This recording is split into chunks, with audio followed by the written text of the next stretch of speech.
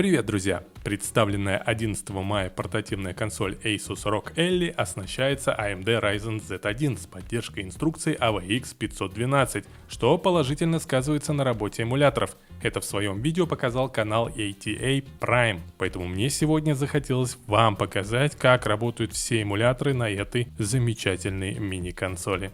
Мне кажется, после этой портативной консоли другие консоли уже и не нужны. Что вы скажете на это? Давайте рассмотрим новинку подробнее. Подписывайтесь на канал. Поехали! Для начала расскажу про саму консоль Asus ROG Ally. Внешнее устройство похоже на любой другой продукт данной категории. Экран, стики, триггеры, на верхней грани основные кнопки, крестовина — это все на месте. На тыльной части корпуса есть два лепестка, рукоятки текстурированы для лучшего хвата. Чип Ryzen Z1 Extreme получил 8 ядер, 16 потоков, встроенную графику на архитектуре RDNA 3 с 12 вычислительными блоками и производительностью 8,6 терафлопс. Ryzen Z1 предлагает 6 ядер, 12 потоков и графику с 4 блоками, который обеспечивает производительность в 2,8 терафлопс. За охлаждение внутренних компонентов отвечает система ROG Cooling, в которой используются два кулера и радиатор с тепловыми трубками. Если мощности встроенного GPU недостаточно, можно подключить внешнюю видеокарту Asus ROG XG Mobile и играть в стационарном режиме.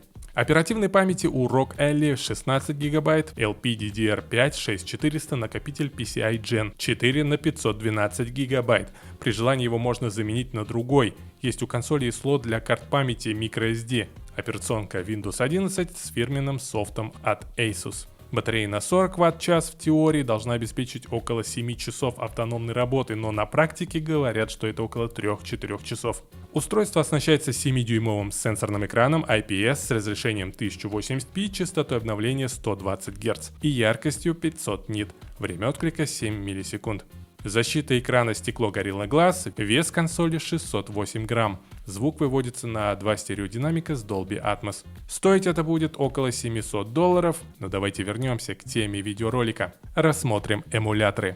Через Delphin, это GameCube и Wii, ROG Ally запускает игры в 1080p при стабильных 60 FPS в режиме 7 Вт. Также хорошо работают тайтлы через PCSX2, это PS2, про которую я, кстати, рассказывал, как она работает на MacBook Air, ролик есть у меня на канале, и PPSSPP, это эмулятор PSP. Например, God of War идет в 60 FPS при 7 Вт. Без проблем можно играть и через 3DS Citra. На эмуляторе Xbox 360 производительность сильно зависит от конкретной игры, надо пробовать. Если Forza Motorsport 2 консоль Asus выдает более 80 FPS при 18 Вт, то вот в первый RDR только 30 FPS.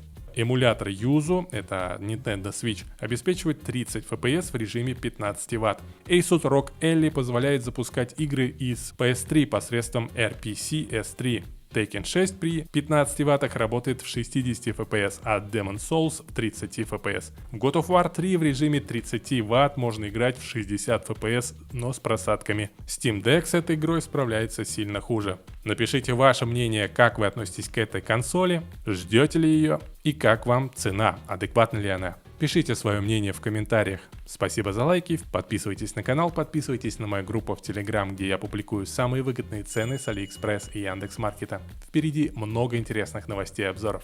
Пока-пока.